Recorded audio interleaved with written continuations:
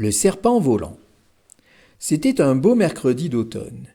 Le ciel bleu d'azur contrastait avec l'or des mélèzes. Célestine avait passé l'été à garder ses vaches entre Chauvet et Rocher-Blanc, juste au-dessus de la chapelle de Notre-Dame-des-Neiges. L'estive était finie. Il était temps maintenant de redescendre. Célestine, suivie par ses tarines, petite vache rousse aux pieds solides, avait quitté l'alpage en milieu d'après-midi. Le matin, elle avait rangé et nettoyé la petite cabane de Chauvet, qui attendrait son retour jusqu'au mois de juin. Elle descendait vers Puy-Saint-Pierre, laissant ses vaches se régaler des dernières herbes fraîches avant le retour à l'étable.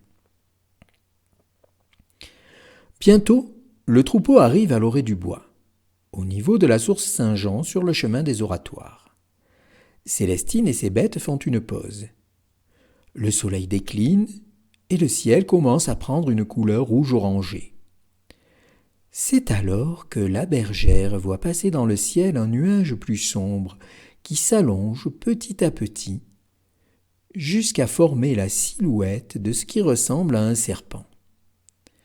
Bientôt, la forme se précise. Célestine voit se matérialiser au-dessus d'elle une étrange créature, un serpent volant. La bête est gigantesque. Elle a un corps allongé, surmonté de 2 petites ailes de chauve-souris.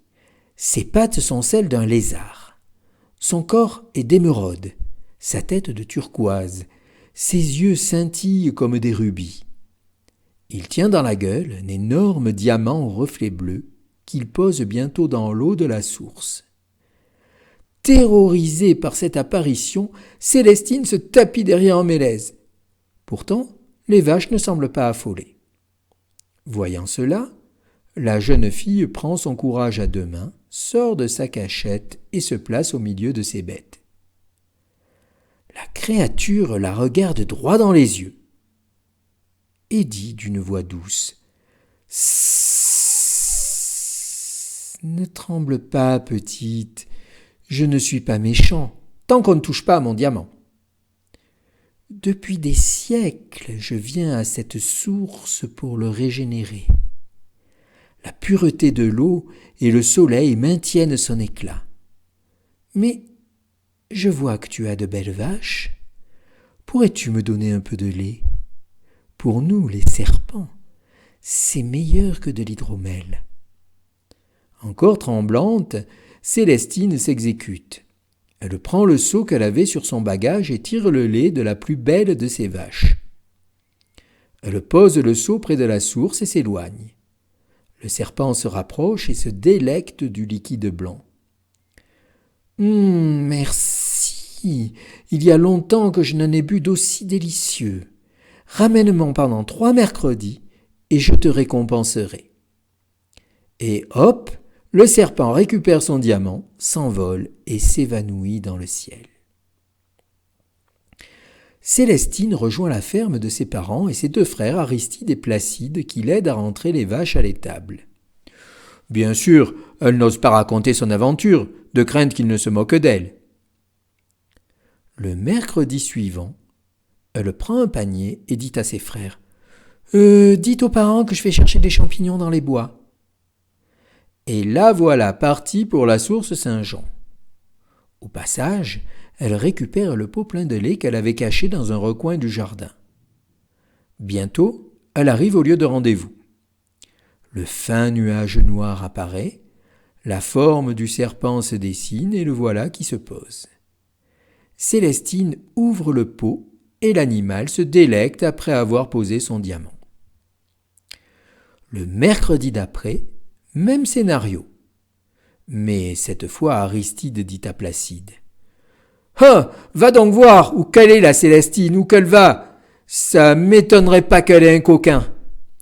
Si c'est ça, on le piste et on lui donne la raclée de sa vie pour lui apprendre. » Sans bruit, Placide suit sa sœur. Arrivé à la source, il se tapit et attend. Bientôt, le serpent arrive. Et Célestine, qui n'a plus peur du tout, s'approche et ose lui caresser la tête. Placide, quant à lui, n'a Dieu que pour l'énorme diamant. Il entend la bête dire à sa sœur : « Merci, Célestine. Pour te récompenser, voici un bracelet. Il sera gage de notre amitié. Et il sort de sa gueule un merveilleux bijou fait de 2 serpents entrelacés.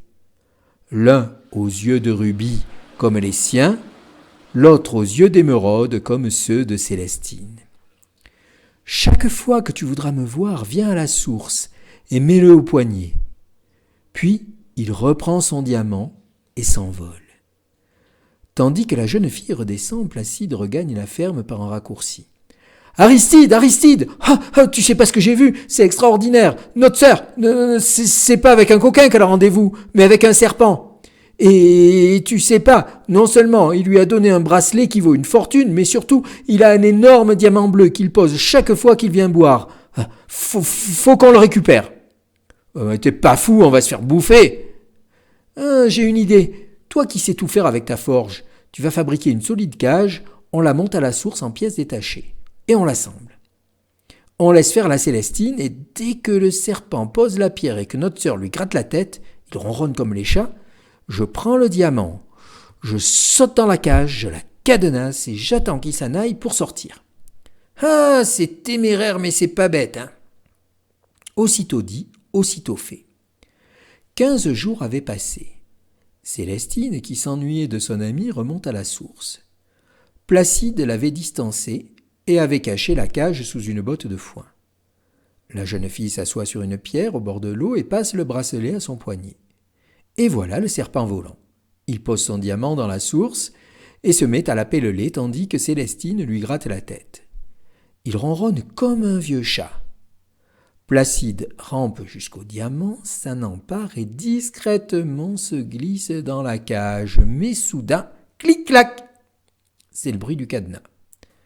Le serpent lève le museau. Qui a osé s'emparer de ma pierre ? Il décolle, survole la source, aperçoit la cage avec Placide dedans, furieux, il la pousse du museau, la cage roule, jusqu'à Pralon. C'est alors que la cloche de l'église de Puy-Saint-Pierre se met à sonner et le serpent disparaît.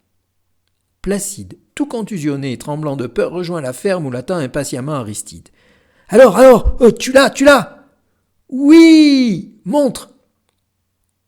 Placide met la main à sa poche et il en sort un gros morceau de charbon. « C'est ça ton diamant, du charbon, ah, tu t'es bien foutu de moi, bougre.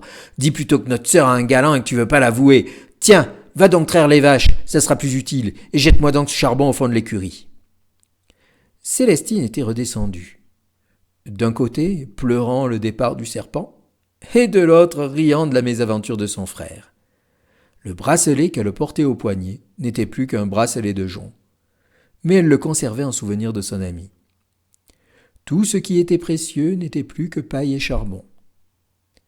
On raconte cependant que lorsque le serpent, devenu invisible, survole Puy-Saint-Pierre, un diamant bleu jette ses reflets au fond d'une écurie, tandis qu'une jeune fille voit briller à son poignet un bracelet formé de 2 serpents entrelacés, aux yeux de rubis et d'émeraude.